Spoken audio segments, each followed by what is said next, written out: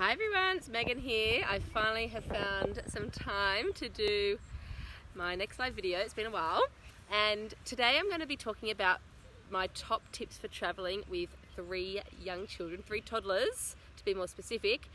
And since I'm fresh off the plane really from Chicago to Sydney, I thought now's the time to share my top tips. And while plane travel with kids is never easy, and I won't guarantee that you will not want to jump off the plane and open up the exit door, I do have some tips that will make your life a little easier when you're on the flight. The first thing is, make sure you get to the airport earlier than what you think. So even if you need to get there 2 hours before, get there 3 hours before, because we had an issue with Andrew's ticket with Piper, and it took us an extra hour even just to check in.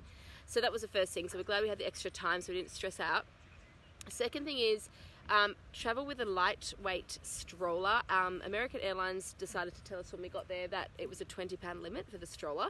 Thank goodness mine is. I have a twin stroller. It's a Zoe L2 stroller and it's under £20. So make sure you have that, and it's much easier to gate check it, and it's really lightweight, so it's easy to pack up.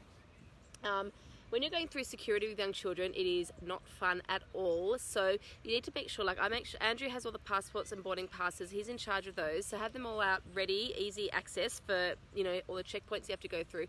Wear slip-on shoes going through security so that you can take them on and off easily while carrying a baby. And then also, if you've got a laptop, make sure that's easy at the top of your bag so you can get it out easily, put it in the tray, and then pack it up again out of its case. And then when you get through, I suggest going to find your gate where you need to be straight away before you do anything else, just so you know where you need to be. Usually you don't have much time by then anyway, because you're rushing to get there because it's taking you so long to get through security. But when you get there, you want to get there early, because with young kids, the one advantage is you get to pre-board, and you want to be ready to pre-board. So when they call pre-boarding, you want to have your stroller packed up ready to check, gate check, everything organised, so as soon as they call you, you can go straight on the plane, because those overhead bins fill up really quickly. So if you don't get on first, they'll probably gate check your bag, or they'll put it at the back of the plane, and you won't be able to access everything that you need. Ow. So get on early. Yeah, it hurts. So get on, and then once you're on the plane, make sure you have plenty of snacks. I made sure the girls' iPad, well, they're not the girls' iPads, they're our iPads that they use, but they're full of apps and their favourite TV shows and movies, so download them all a day or two before, so they're all organised, ready to go. If you're not a screen time person, you will be thankful to become one on the plane, because it does keep them occupied. And also it helps, once I've got the twins settled, then I've got Piper to worry about, so if they're happy just with their iPad, child-friendly headphones that we bought on Amazon, which are soundproof, so they don't blast their ears.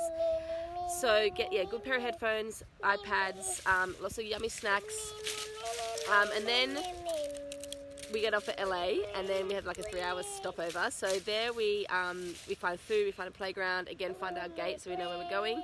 Again, get to the gate early ready to pre-board, and then once you're on that long leg, this is when the fun starts. Again, you've got your iPads, but if you've got an infant or a child under 2, you can request a bassinet, which is a lifesaver if you do have a young child. And I suggest getting it's called the Cozy Go bassinet cover. It goes over the bassinet, and so when Piper's sleeping, I can put this it's like a tent over the top of the bassinet. It is airline friendly, so it's not restricted on any airlines like other air aids are. And it really blocks out all the darkness, so that when she goes to sleep, she'll sleep for a bit. And I highly recommend one of those. And then when you get there, we got there in the morning. For jet lag wise, try and keep your children up all day. I'm telling you, I kept the girls up all day. We went swimming, we saw friends. I just kept them distracted so that they wouldn't go to sleep. And while Piper had a nap, because she's only 14 months, but the girls stayed up. And then they've slept through every single night since we've been back. So, then one more thing. When you are on the plane, taking off and landing, give your children something to suck on, like a lollipop.